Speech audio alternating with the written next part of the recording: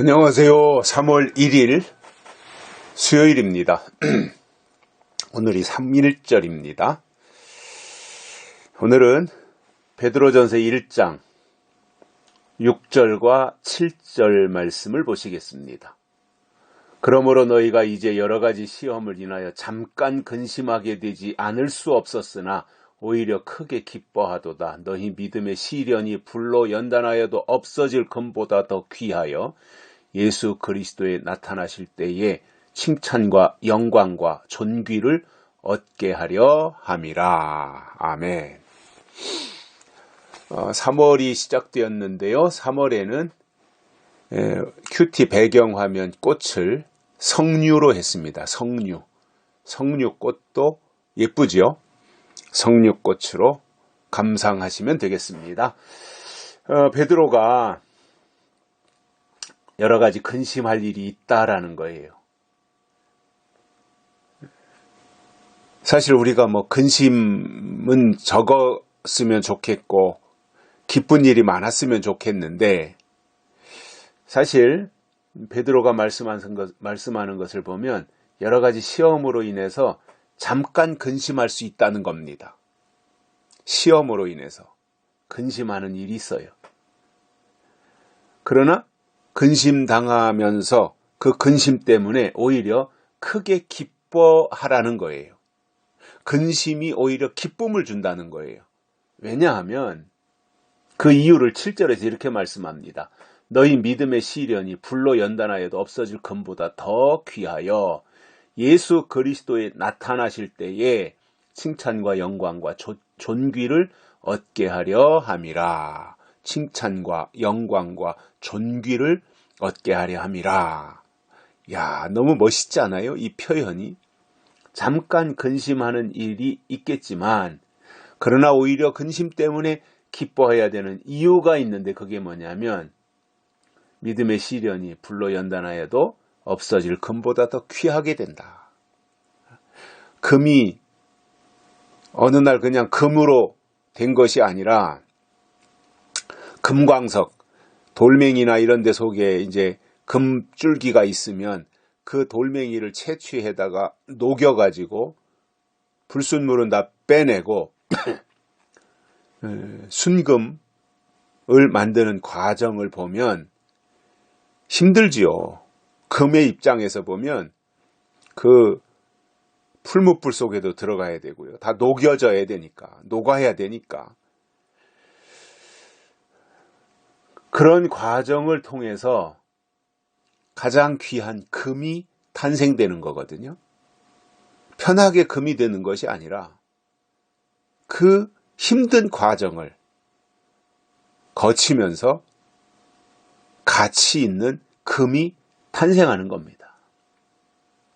그런데 베드로는 우리의 믿음의 시련은 불로 연단한 금보다도 오히려 더 귀하답니다. 시련이 하나님 앞에서 받는 시련이 금보다도 더 귀한 것이랍니다. 그래서 이 믿음의 시련에 의해서 정금같이 나타나면 예수님 이 땅에 오실 때 그분으로부터 칭찬과 영광과 존귀를 얻게 된다는 거예요. 그렇다면 이렇게 거꾸로 한번 생각해 볼 수 있는 거지요. 믿음의 시련이 아무리 커도 견뎌야 되겠다, 감당해야 되겠다 생각할 수 있는 것이지 않겠습니까? 왜냐하면 이렇게 좋은 예수님 이 땅에 나타나실 때 칭찬과 영광과 존귀를 얻게 하는 것이 바로 믿음의 시련에서 나오는 것이다 그 말입니다. 그러므로 하나님이 예비하신 시련이 있다면 우리는 감사할 일밖에 없는 거예요. 왜냐하면 그 시련을 통해서 우리를 연단하시고 단련하셔서 예수님 이 땅에 나타나실 때 영광과 존귀를 얻게 하고 칭찬을 받게 하는 그 일을 주시기 때문입니다. 그러니 이게 얼마나 큰 거예요. 그죠? 얼마나 귀하고 소중한 거예요. 이것을 다시 말하면 믿음의 시련이 없으면 칭찬과 영광과 존귀도 없다는 말입니다. 어느 게 좋습니까? 시련이 없고 칭찬과 영광과 존귀도 없는 것이 좋습니까? 아니면 불로연단한 금보다도 더 귀한 믿음의 시련을 통해서 마지막 때 가서 칭찬과 영광과 존귀를 얻는 것이 더 좋겠습니까? 물론 믿음의 시련이라고 하는 것이 그렇게 호락호락 쉬운 것은 아닙니다. 이것도 참 피하고 싶은 어려운 난제입니다. 그러나 믿음 때문에 감당하고 극복하면 그 보상으로 하나님이 칭찬과 영광과 존귀를 주시겠다는 거예요. 일부러 쫓아다니면서 어려운 일을 당할 필요는 없다고 봅니다.